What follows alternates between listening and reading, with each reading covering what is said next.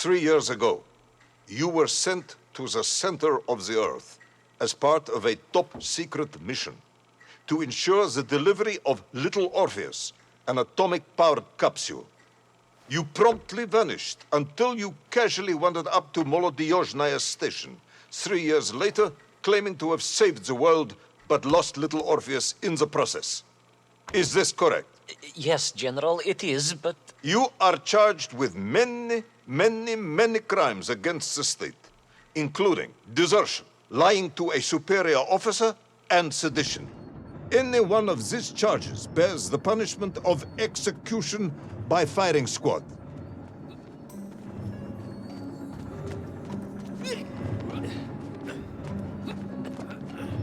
General, you must be reasonable.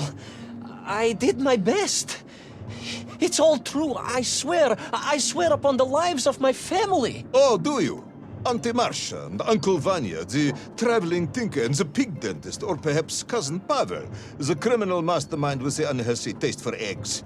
How stupid do you think I am, Comrade Pivalov?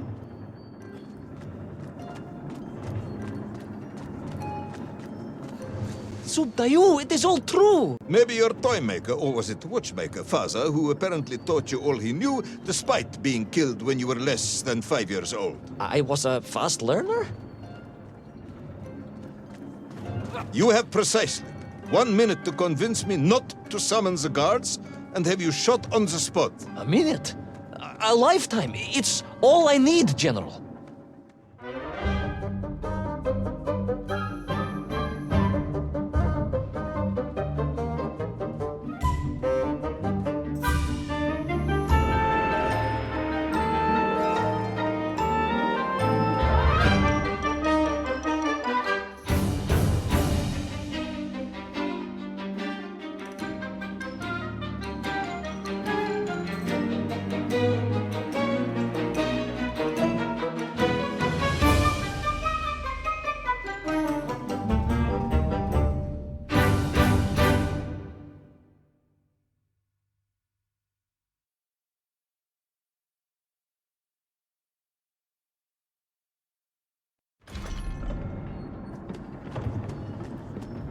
I was astounded.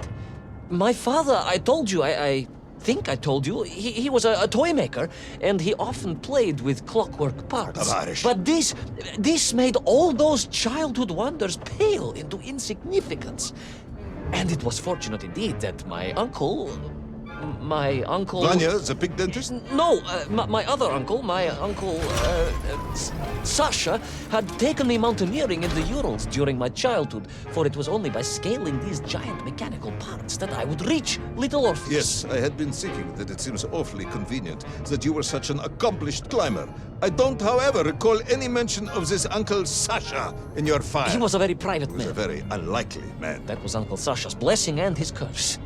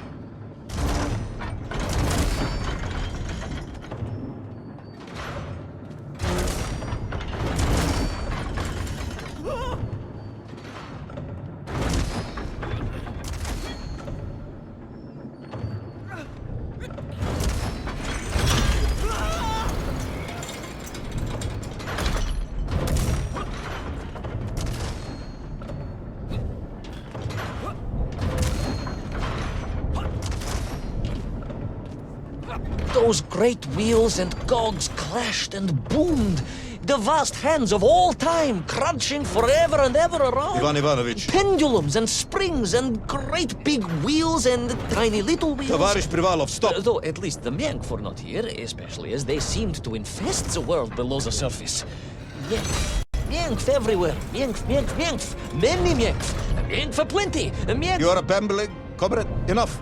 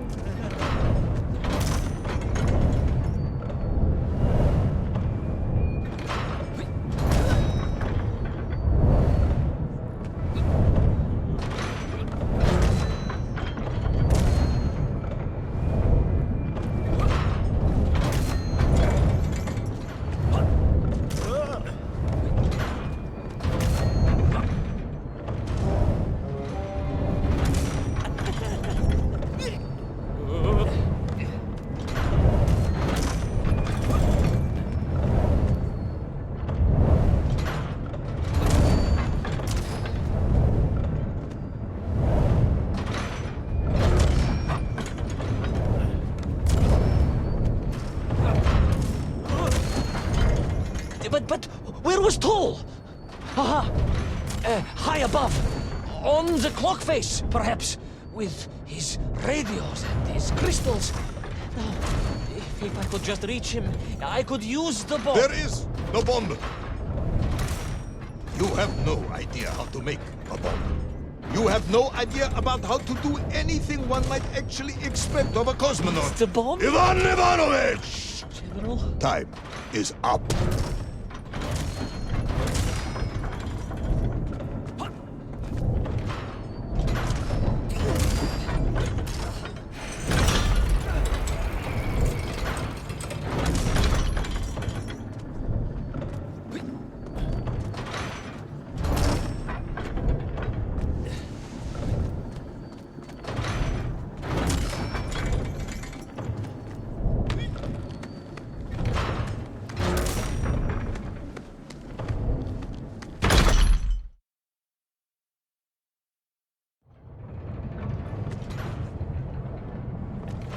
Stop talking, Tavarish.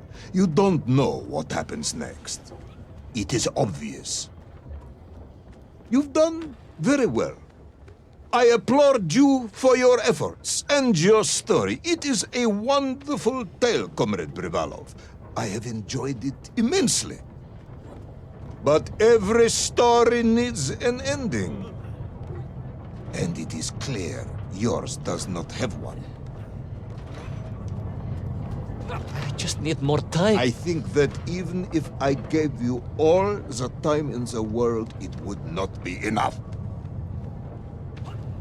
No, General. I can do this. That is, I remember what happens next. I just need to catch my breath and compose myself. We both know how this story ends, comrade. But little Orpheus, you haven't heard what happened. We will find out soon enough. You will be executed, and another expedition will be sent. No! No, you cannot! You cannot! We must never go back! You don't understand! Make me, then. Make me understand. I am a kind man, although you may not believe this. I do not want to have you shot. So help me. Make me understand. Tell me what happened to little Orpheus.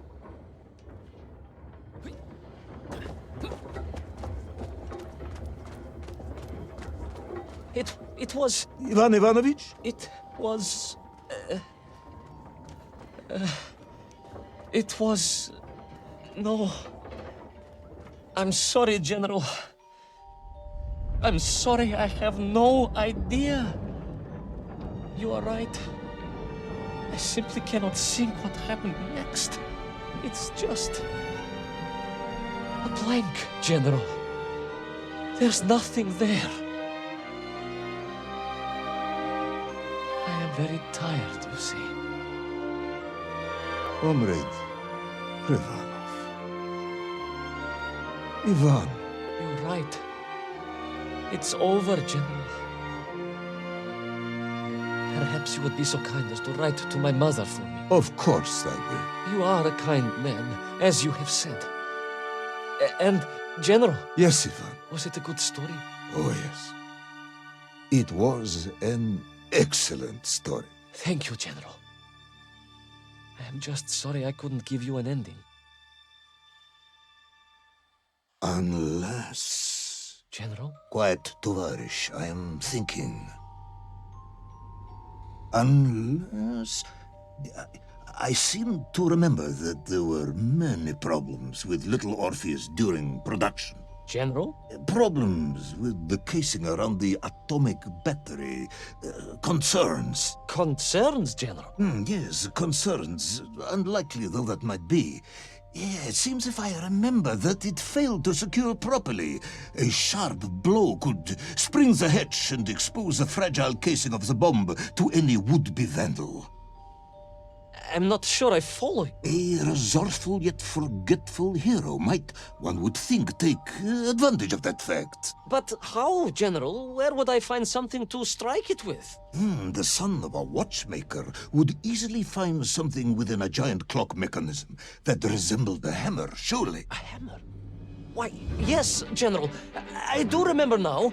I grasped the hammer-shaped thingamabob. Let's just agree it was a hammer, Ivan. Yes, of course. Let's do that. I recovered my senses, shook my head, and looked about me.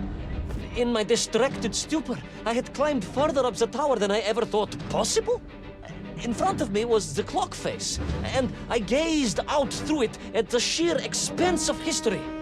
And I knew whatever happened next... happened next? The hand of destiny had fallen upon your shoulder. Yes! It had. And what an extraordinary hand it was.